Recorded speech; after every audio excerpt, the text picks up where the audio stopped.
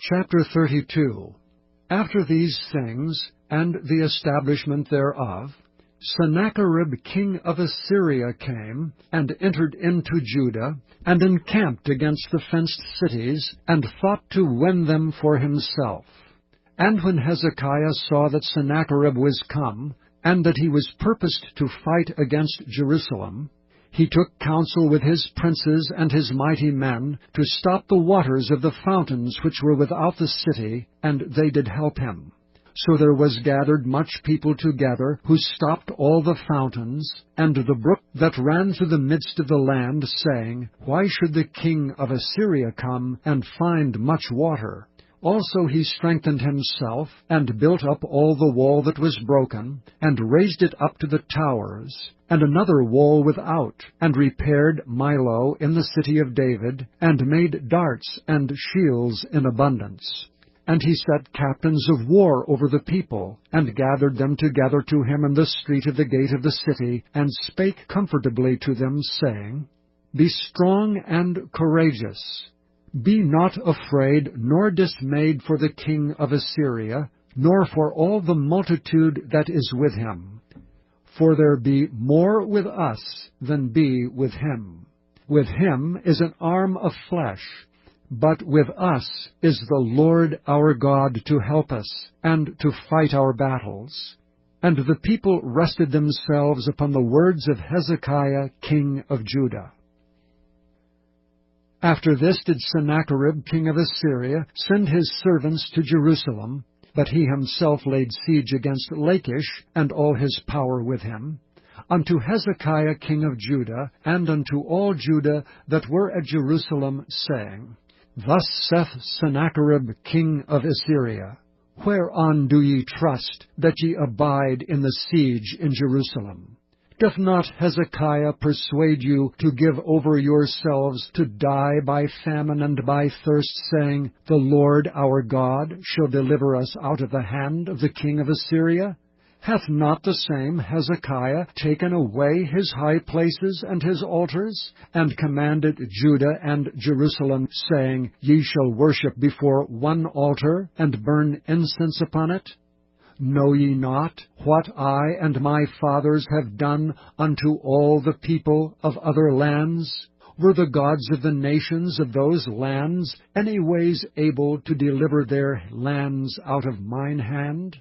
Who was there among all the gods of those nations that my fathers utterly destroyed, that could deliver his people out of mine hand, that your God should be able to deliver you out of mine hand? Now therefore let not Hezekiah deceive you, nor persuade you on this manner. Neither yet believe him, for no God of any nation or kingdom was able to deliver his people out of mine hand, and out of the hand of my fathers. How much less shall your God deliver you out of mine hand? And his servants spake yet more against the Lord God, and against his servant Hezekiah. He wrote also letters to rail on the Lord God of Israel, and to speak against him, saying, As the gods of the nation of other lands have not delivered their people out of mine hand, so shall not the God of Hezekiah deliver his people out of mine hand. Then they cried with a loud voice in the Jews' speech unto the people of Jerusalem that were on the wall to affright them, and to trouble them, that they might take the city. And they spake against the God of Jerusalem, as against the gods of the people of the earth, which were the work of the hands of men. And for this cause Hezekiah the king, and the prophet Isaiah the son of Amoz, prayed and cried to heaven.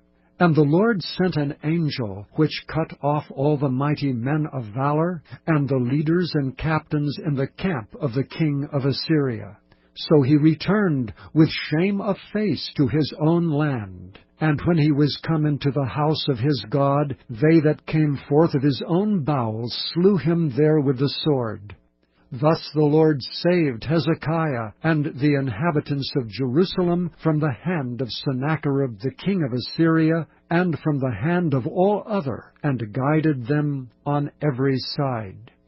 And many brought gifts unto the Lord to Jerusalem, and presents to Hezekiah king of Judah, so that he was magnified in the sight of all nations from thenceforth.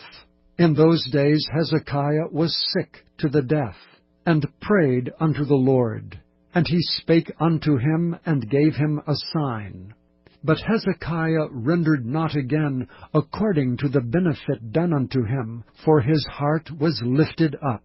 Therefore there was wrath upon him, and upon Judah and Jerusalem.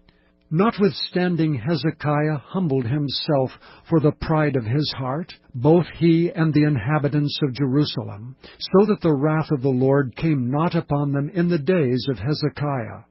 And Hezekiah had exceeding much riches and honor. And he made himself treasuries for silver, and for gold, and for precious stones, and for spices, and for shields, and for all manner of pleasant jewels. Storehouses also for increase of corn, and wine, and oil, and stalls for all manner of beasts, and coats for flocks. Moreover, he provided him cities, and possessions of flocks and herds in abundance, for God had given him substance very much. This same Hezekiah also stopped the upper watercourse of Gihon, and brought it straight down to the west side of the city of David. And Hezekiah prospered in all his works. Howbeit in the business of the ambassadors of the princes of Babylon, who sent unto him to enquire of the wonder that was done in the land, God left him to try him, that he might know all that was in his heart. Now the rest of the acts of Hezekiah, and his goodness, behold, they are written in the vision of Isaiah the prophet, the son of Amoz, and in the book of the kings of Judah and Israel. And Hezekiah slept with his fathers, and they buried him in the chiefest of the sepulchres of the sons of David. And all Judah and the inhabitants of Jerusalem did mourn at his death, and Manasseh his son reigned in his stead.